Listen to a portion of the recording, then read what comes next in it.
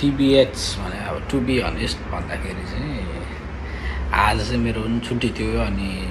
छुट्टी भएपछि म आएँ ड्युटीबाट आएँ खाना बनाएँ खानाहरू बनाएपछि अब के भन्ने खानासाना खाएँ खाना खाएर अब मलाई टेन्सन चाहिँ के थियो भने ल्यापटप बिग्रेको थियो नि त खासमा ल्यापटप बिग्रेपछि टेन्सन भएर अनि त्यो ल्यापटपको कारणले गर्दाखेरि अब यताउता मेसेज गरेँ कसरी बनाउने होला यताउता भयो यति कुरा भयो अनि त्यसपछि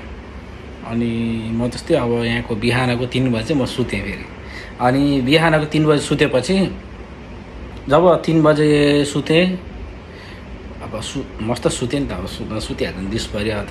पोछा हानेर टेबल सेबल पुछेर yes madam hello how are you भन्दै थाइस्या मान्छे हो नि त खासमा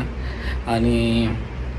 सुतेपछि अब मम्मीले कल गर्नुभएको चाहिँ उठाउन सकिनँ मैले अब कोर्स अब कस्तो खालको बानी बेहोरा चाहिँ कस्तो अलिकति नराम्रै छ मेरो होइन खासमा त्यो यस्तो आफू मस्त निन्द्रामा भएर छ नि अब कल आउँछ कल आएको मैले नाम पनि देख्छु अब ल आमै छ रहेछ जो नि रहेछ भने मैले चाहिँ कस्तो गर्छु भने ट्याक्क लक छिदिन्छ क्या फेरि अनि त्यो साउन्ड डाउन छोड्छ अनि कि कलै त हुन्छ रिजेक्टेड हुन्छ क्या त्यो बानी चाहिँ मेरो नराम्रो छ होइन त्यो बानी त मैले सुधार्नु पर्ने बानी नै हो खासमा होइन अनि त्यसपछि अनि उठेँ कति बजे उठेँ भन्दाखेरि त्यस्तै 8 बजे बेलुकातिर उठाएको थिएँ अनि त्यसपछि अब कसको मेसेज रिप्लाई दिनुपर्ने रिप्लाई यताउता दिएपछि अनि भोक लागिरहेको थियो अनि पुलाउ मगाएँ पुलाउ र मासु खाएँ पुलाउ मासु खाएपछि अब यताउता यही त हो नि अब जिन्दगानी चल्ने केही होइन बोल्ने साथी नै छैन अब कस्तो विदेश लाइफ भनेको चाहिँ अनि एन्जाइटी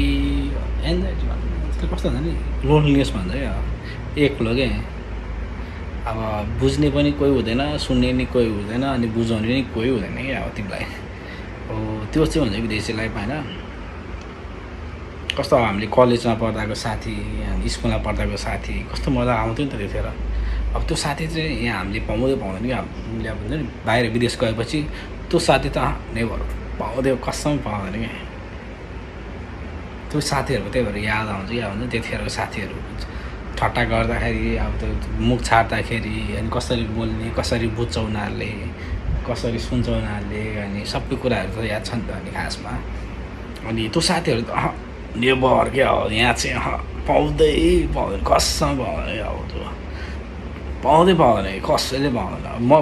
म अहिलेसम्म अब कति वर्ष हुन लागिसक्यो भन्दाखेरि अब 2-3 वर्ष त अब मैले क्रसै गरिसकेँ होइन अब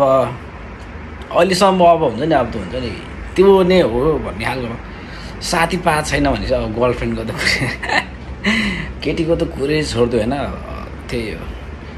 गाह्रो छ विदेशमा सोचे जस्तो होइन पैसा पनि छैन फेरि होइन त्यस्तै हो